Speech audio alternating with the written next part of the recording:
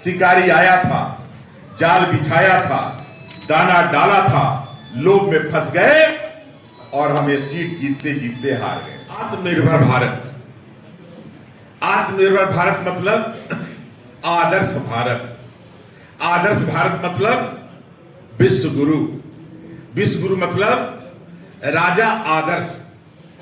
तो भारत का आदर्श राजा कौन हो सकता है? जो जिसके राज्य में सर्वे भंतु सुखिना सर्वे भंतु निरामया, सभी सुखी हो, सभी निरोगी हो और सबका न्याय हो, सुग्रीव का साथ न्याय हो, अहिल्या का उद्धार हो, केवट को गले लगाने का काम, यानी जिसके राज्य में हरिजन, गिरिजन, वनवासी, शहरवासी, नगरवासी, ग्रामवासी सब साथ चले, विकास सबका, कोई छूटे नहीं। दीनदयाल उपाध्याय जी का जो वक्तव्य है कि अंतिम व्यक्ति जो पैदान पर बैठा है उसका भी विकास, ऐसा रामराज यानी रामराज, आदर्श राजा राम। तो अगर हम आदर्श राज बनाना है, विकसित राज बनाना है, 2047 तक भारत को विश्व गुरु के पद पर आसीन करना है, तो जय श्री राम का नारा लगाना होगा और हनुमान जी जो मुट्ठी तान के लगाना होगा।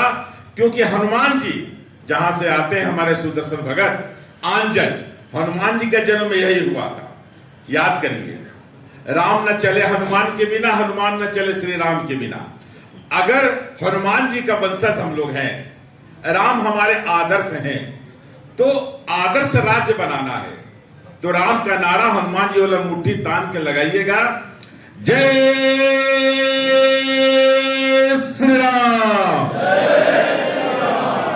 जय श्री राम, जय श्री राम। बहुत बहुत धन्यवाद। राम दो अक्षर से बना है, र और म। र से राष्ट्र और म से मंदिर। यानी हम जय श्री राम बोलते हैं तो भारत माता की जय स्वतः हो जाता है। तो भारत माता का भी नारा लगाएंगे, भारत माता की जय, भारत माता की जय, भारत माता की जय।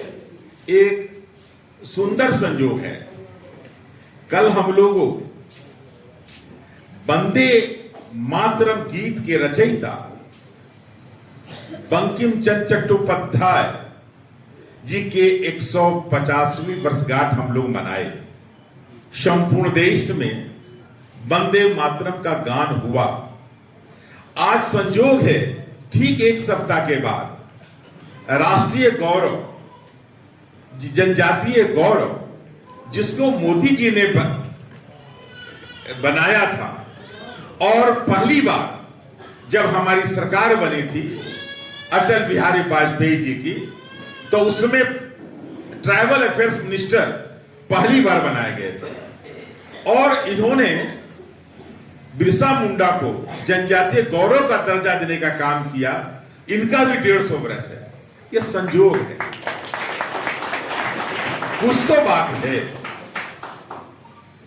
भारत विश्व गुरु के पद पर आसीन था, कुछ तो बात रहा होगा। नालंदा विश्वविद्यालय, तक्षशिला विश्वविद्यालय, जहां लोग ज्ञान लेने आते थे, विज्ञान पढ़ने आते थे, तकनीक सीखने आते थे, लेकिन आज हमारे यहां के लोग विज्ञान पढ़ने जाते हैं। इसका एकमात्र कारण क्या हुआ? इसका मात्र कारण हुआ, जो भरा नहीं भावों से, जो भरा नहीं भावों से, जिसमें बहती रसधार नहीं, वो हृदय नहीं पत्थर है, जिसमें स्वदेश का प्यार नहीं।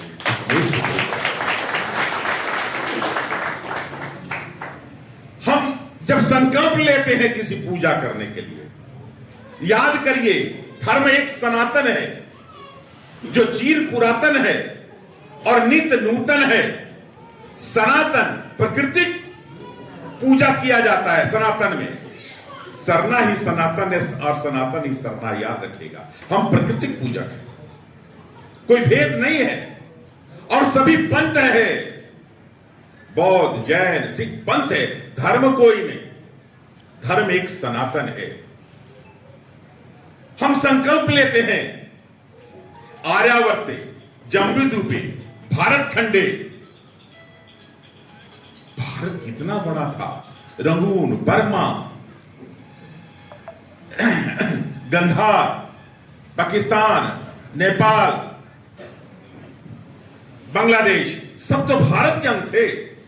अखंड भारत की कल्पना आप करिए, कितना बड़ा हमारा विशाल देश था, कितना बड़ा हमारा भारतीय समाज था, हिंदू समाज था। लेकिन आज हम सिमटते सिमटते गंधार गया, रंगून गया, बर्मा गया, पाकिस्तान गया, ढाका गया, आप सोचिए श्रीलंका गया। सिमटते सिमटते छोटे से भारत द्वीप में हम आ गए। इसका क्या कारण था? आत्मनिर्भर थे हम। इसका एकमात्र कारण था हम स्वतंत्र थे, लेकिन सतर्क नहीं थे।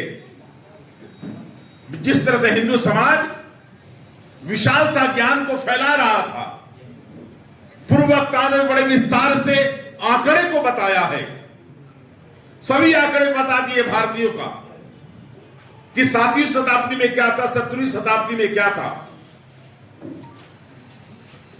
अरे हम तो ऐसे थे, किसी कवि ने कहा है भारत के विषय में, जो थे दिगंबर रूप में तुम जंगलों में घूमते।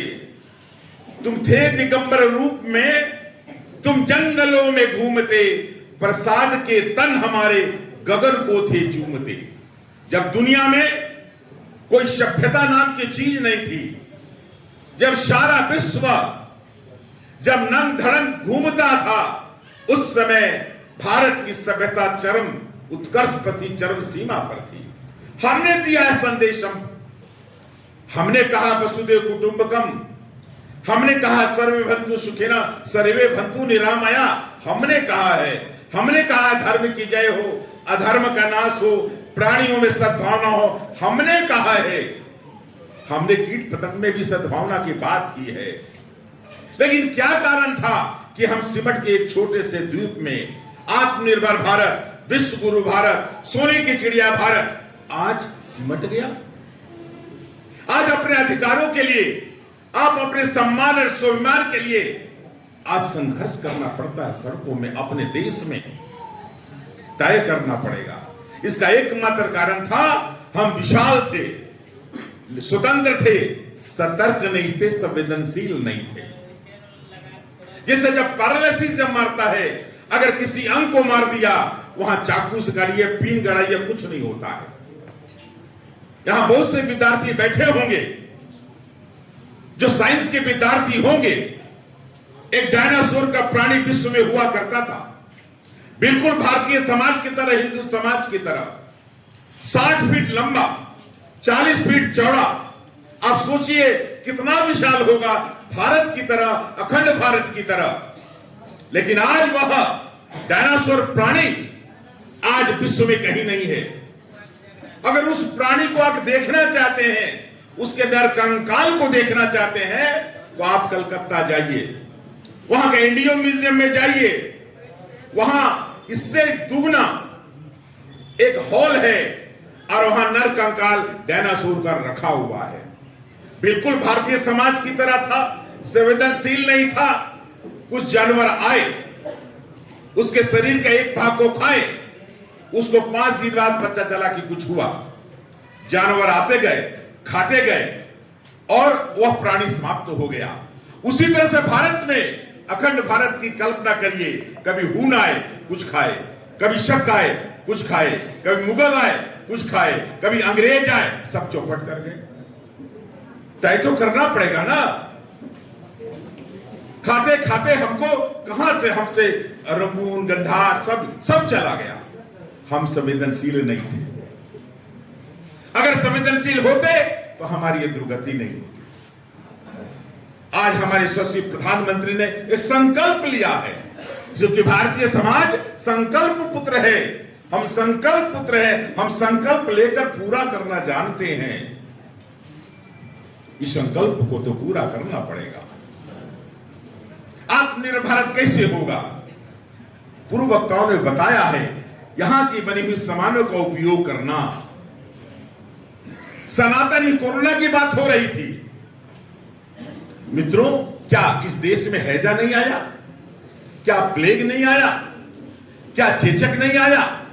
आया, लेकिन बरसों लग गए हमारे वैक्सीन बनाने में। 9 बरस, 10 बरस, 11 बरस।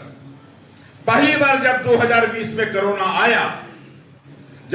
आया, तो आत्मनिर्भर भारत ने 11 महीने में वैक्सीन बनाकर दुनिया को बता दिया। ओपन हैंड था।